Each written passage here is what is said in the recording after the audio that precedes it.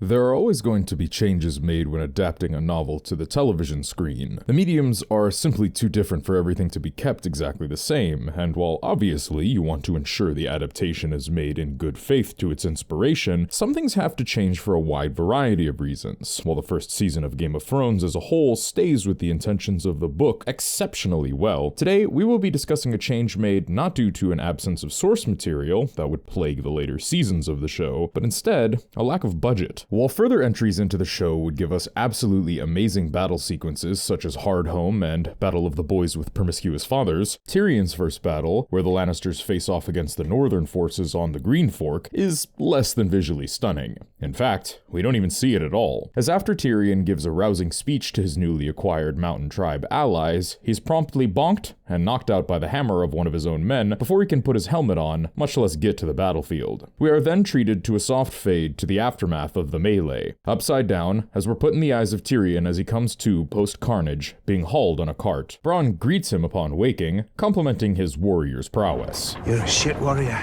There's a brief dialogue between Tyrion and his father discussing how the remainder of Robb's force is elsewhere, and then the scene shifts to Robb proclaiming his victory in the Whispering Woods to Catelyn. Now, while obviously I wasn't in the writer's room when this decision was made, the fact that we saw neither the Battle of the Green Fork or the Whispering Woods tells me this was chosen, at least in part, due to the budgetary restrictions the show was operating under. Though I suspect there was another factor we'll get into later in the video. This was the first season after all, and Game of Thrones was hardly the titan of a cultural phenomenon it would become over the following years. Considering how important these two particular battles were, as they lead to a decisive tactical defeat for the Lannisters and the capture of Jaime, it would seem to me that the decision to omit, at least Tyrion's battle, was in no small part a financial one, which really is a shame. While the scenes would have been really cool to see simply for the visual aspect, it's weird to have such pivotal moments merely mentioned in a few fleeting pieces of dialogue. It also does a disservice to Tyrion's battle prowess. While Tyrion was never destined to be the greatest warrior ever, in the books he holds his own fairly well, especially considering his physical limitations. Certainly more than you would expect of him given his deformities. Let's take a look at how he does. Upon meeting with his father the night before the battle, Tyrion is informed that he will be stationed in the vanguard, the foremost position in the army and a highly treacherous one. Taken aback, Tyrion is convinced this is a move by his father to be rid of him once and for all. He is further shocked, and now offended, when he discovers he will not be leading the vanguard either, but fighting under Sir Gregor, an insult that sours him enough to make him take leave of his father for the night and rest with Shae before the coming battle. Tyrion is roused from his slumber just before dawn by the sound of blaring trumpets. Scrambling as Podrick equips him with a mismatched armor set, as his personal kit was still at Casterly Rock, Tyrion dons inappropriately sized armor, including a helmet with a comically large spike on top, measuring almost a foot long. Tyrion contemplates what he believes to be his impending doom as he rides to meet his men as they take position. His tribesmen are all on scrawny mountain horses with several appearing drunk,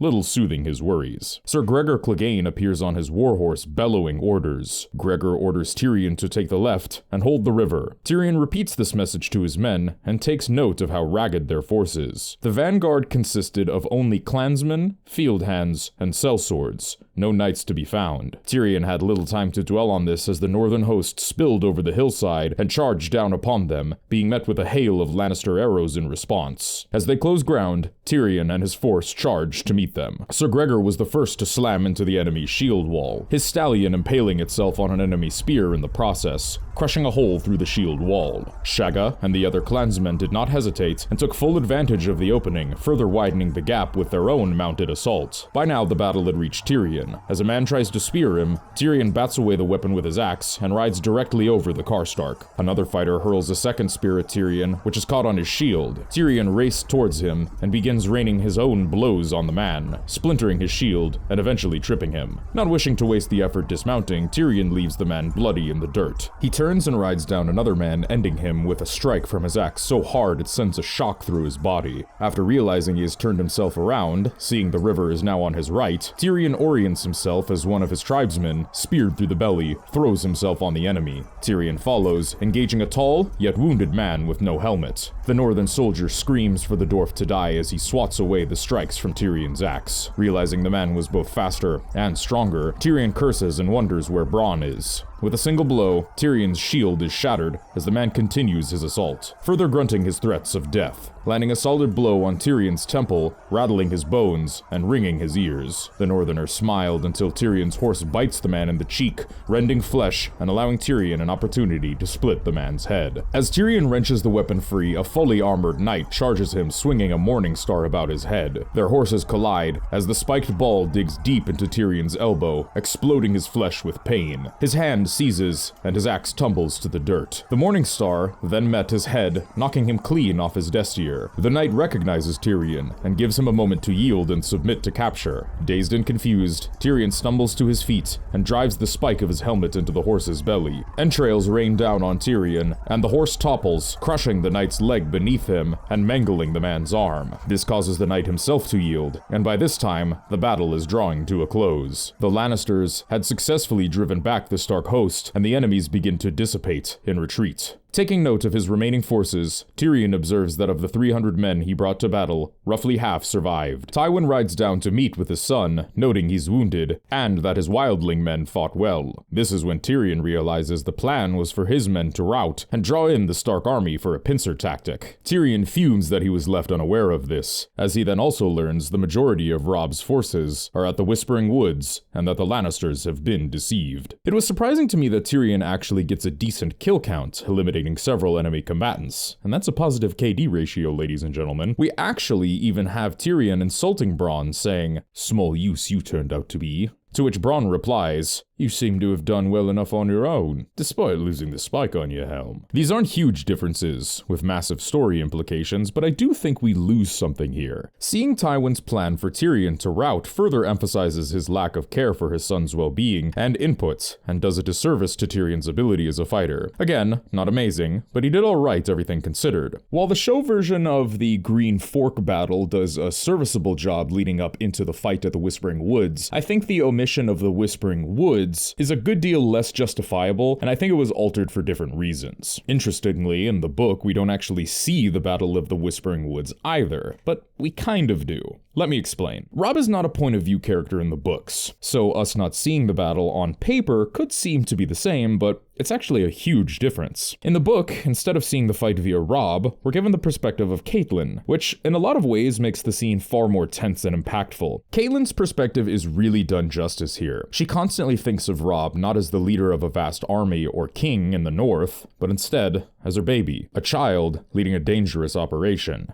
Her child. Not a warrior herself, the details of the battle are given to us during her involvements in the planning phase of the conflict, as well as her perspective from the sidelines. Due to the intense foliage, as this is an ambush being staged, Cat is treated to little more than the noises of warfare, the trumpets sounding the beginning of the attack, the screams of men, and the clash of steel, all the while thinking of her baby boy in the fray. We do, for a moment, see Jaime Lannister clad in fully golden armor, but he disappears into the tree line only a moment later. This viewpoint makes the battle tense and nail-biting, despite us having minimal direct exposure to the events themselves. It's somehow more stressful not taking part directly in the events themselves. I do really enjoy this as a creative choice. It goes a long way in establishing the worry Cat has for her son and family, really hammering down on how stressful the whole situation is for her. It also works very well when juxtaposed so closely to Tyrion's battle. The battle at the Green Fork and the ambush of the Whispering Woods are back-to-back chapters. This could have easily served as just another standard battle sequence, which may have led to some fatigue on the reader's part, disrupting the pacing as you're given no downtime in between these events. But the perspective of Catelyn puts a spin on it that keeps it fresh and offers a different experience, and this is coming from a guy who absolutely loves battle sequences. I really appreciate how this is handled. Importantly, Robb is the only Stark aside from Rickon who doesn't serve as a POV character in this book. Rickon is only 4 and plays a marginal role in the story, so it makes sense to exclude him. But Robb is an immensely important character, being the general of the army. Because we only ever see Robb through Catelyn's eyes, he is always framed as her child, not a lord or general or king. Catelyn can't help but see him as her baby, as mothers do, and it serves to further our insights into Robb's character very well. Despite putting up a hard outer shell to appear strong to the other northern lords, Robb confides with his mother in private and shares his worries with her alone, dropping his demeanor as lord and becoming her son once again. The dynamic works brilliantly, humanizing Robb and piling selling on tension that few other perspectives could have. While Tyrion's battle being excluded makes sense from a practicality standpoint, I think it's highly odd that this was glossed over so quickly in the show, receiving less than 30 seconds of screen time overall. Adding weight to the battle from the wayside could be done purely through good acting, dialogue, and sound design, all achievable with very low budget. It would certainly be a challenge as we wouldn't get direct exposure to Catelyn's thoughts like we do in the novel, but money wouldn't have been a restriction, and I think there was an opportunity that could have been taken here to do something really suspenseful and impactful. They could have relied heavily on audio and pacing, something like the way horror movies do when you can't see the killer, but you can hear them outside of whatever the protagonist's hiding place is. I understand why they didn't do it. It wouldn't be easy and may have had the potential to fall flat if not handled correctly, but there was a lot of potential here, and just not trying kinda rubs me the wrong way. For reference, I watched the show before reading the book, and I just straight up missed this scene. It happened so fast. On my first watch through of the show, I was really confused as to why they had Jaime captured afterwards, and it just felt like they didn't dedicate enough time to such a pivotal part in the story. But what do you think? Was it a missed opportunity, or is it better to play it safe here with these scenes?